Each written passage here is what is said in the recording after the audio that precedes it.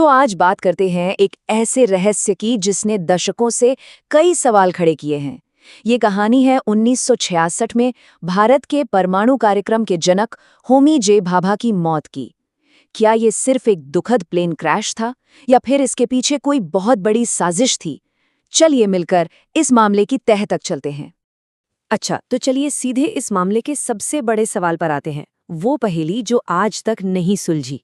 जरा सोचिए, एक बड़ा सा विमान जो ईंधन से लबालब भरा हो, एक पहाड़ से जाकर टकराता है। आप क्या सोचेंगे? जाहिर है, एक भयंकर आग, एक जोरदार धमाका, है ना?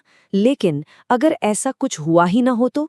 यकीन करना मुश्किल है, पर सुनिए, क्रैश के 50 साल से भी ज्यादा बीत जाने के बाद 2017 में डैनियल रोशे नाम के एक पर्वतारोही को मॉन्ट ब्लैंक पर उसी प्लेन का मलबा मिला और उसने जो देखा वो हैरान करने वाला था।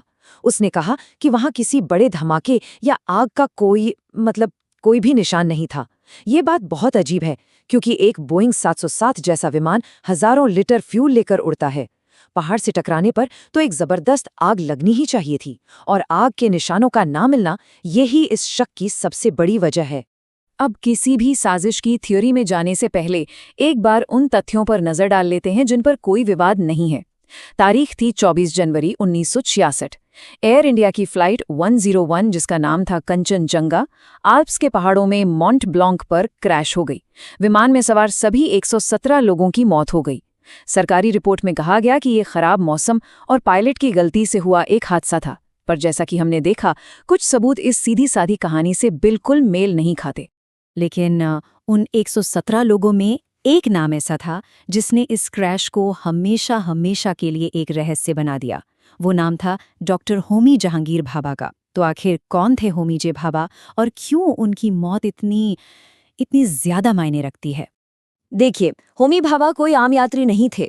उन्हें भारत के परमाणु कार्यक्रम का जनक यानी father of India's nuclear programme कहा जाता है। उनका एक ही मिशन था, भारत को विज्ञान के क्षेत्र में आत्मनिर्भर बनाना। जब उनकी मौत हुई वो सिर्फ 56 साल के थे और अपने करियर के बिल्कुल पीक पर थे। उनकी मौत भारत के लिए एक बहुत बहुत बड़ा झटका थी। और यहीं से ये मामला और भी ज्यादा गंभीर हो जाता है।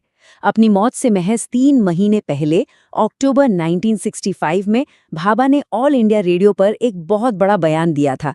उन्होंने कहा था कि अगर सरकार उन्हें हरी झंडी दे तो भारत के पास सिर्फ 18 महीनों में एटम बम बनाने की काबिलियत है। आप समझ सकते हैं, ये एक ऐसा बयान था जिसने दुनिया भर की बड़ी बड़ी ताकतों में खलबली मचा दी थी। तो मतलब साफ है, भाभा के जाने से भारत का न्यूक्लियर प्रोग्राम कई साल पीछे चला गया। और ठीक यही वजह है कि ज्यादातर लोग उनकी मौत को एक मामूली इत्तेफाक मानने को तैयार नहीं हैं। वो इसे एक सोची समझी साजिश की तरह देखते हैं जिसका मकसद सिर्फ एक था, भारत की तरक्की को रोकना।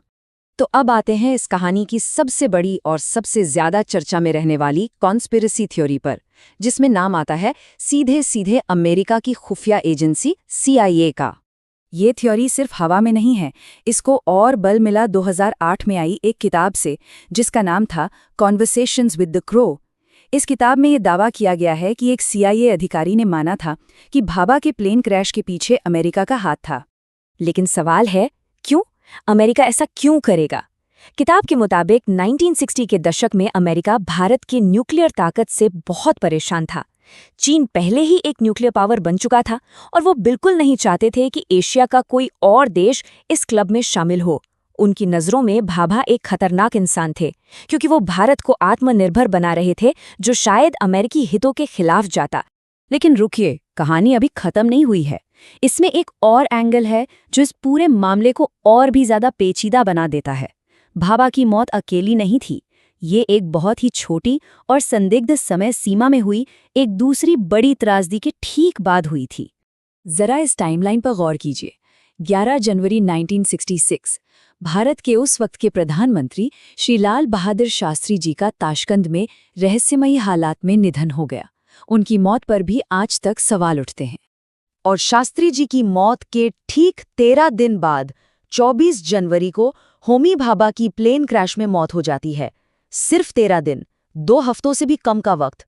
जरा सोच कर देखिए, सिर्फ 2 हफ्तों के अंदर भारत ने अपने 2 सबसे मजबूत स्तंभ खो दिए, एक देश का राजनीतिक लीडर, दूसरा देश का सबसे बड़ा वैज्ञानिक। क्या ये टाइमिंग वाकई महज एक दुखद संयोग हो सकती है या फिर इसके पीछे कोई गहरा राज छुपा है? तो चलिए, अब तक हमने जो भी पॉइंट्स देखे हैं उन सबको एक साथ जोड़कर पूरी तस्वीर को समझने की कोशिश करते हैं।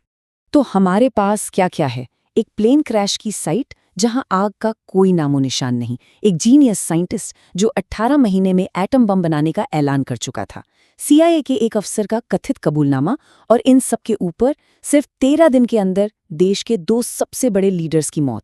ये सारे टुकड़े जब जुड़ते हैं तो एक बहुत ही अजीब और परेशान करने वाली तस्वीर सामने आती है। और सवाल वहीं का वहीं खड़ा है जो आज भी पूछा जाता है, क्या इतनी सारी अजीब बातें एक साथ होना महज एक इत्तेफाक हो सकता है? इसका जवाब शायद हमेशा के लिए इतिहास के पन्नों में ही दफन रहेगा। अगर आपको मेरा एक कंटेंट पसंद आ रहा है तो इसको लाइक शेयर सब्सक्राइब करना ना भूलें। सब्सक्राइब बिल्कुल मुफ्त है, तो आपका एक भी पैसा खर्चा नहीं होगा, तो मुफ्त है तो सब्सक्राइब कर दीजिएगा। धन्यवाद।